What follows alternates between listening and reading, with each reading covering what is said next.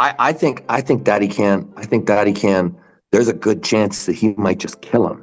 There's a good chance Dadikyan is just so fast and so strong that he actually is I've heard people think that he's actually the number one guy. In the presence of Vitaly Laletin, it seems almost impossible to believe that anyone else can be the number one left-armed super heavyweight arm wrestler of the world. Because that's basically what Devon was saying in this clip. When someone explained to Devon how and why Dadikyan is the best guy now, it looks like Devon started believing him. Well, if we go back just 3 years, Dadikyan smashed Morozov in the first 3 rounds, and a little over 2 years after that, Morozov beat Vitaly in the first round. So fresh for fresh, if we can somehow not consider this 2 years gap, Dadikyan was stronger than Vitaly in the first round. And I think it's safe to assume that all 3 of these arm wrestlers may have gotten stronger at almost the same pace in the last 3 years. But the problem here is Morozov was top rolling and pressing Vitaly. Dadikyan does not have a top roll or a press. I mean, he does have those moves,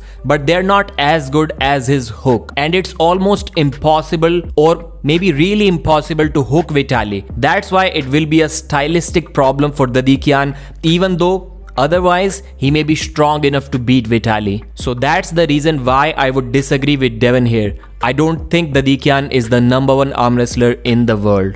But does that mean that he's the number 2 guy now? Can Dadikyan hook Devon? Because if he cannot, then Devon is also going to beat him.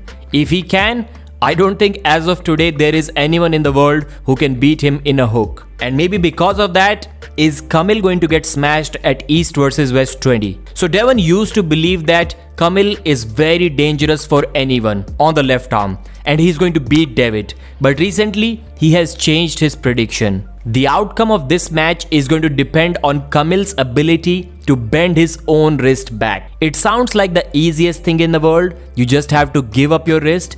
But if your opponent is very strong, he is really confident in his own arm power, he can grab you so low without fearing the risk of a tricep press that he can negate your flop press. You literally cannot bend your own wrist back. So something similar to the old Mohegan Sun Jerry Cadrat versus John Brzezinski match, or Denis Siplenkov versus Jerry. Many examples like that. Even Morozov did that to Kamil on the right arm. But Kamil's left is different. His ability to bend his own wrist back is far higher on the left arm. And maybe it's because his arm power is more on the left. Take a look at what Kamil was saying in this interview. In one of the 3 rounds, I will get into with Dadikyan to see where I am.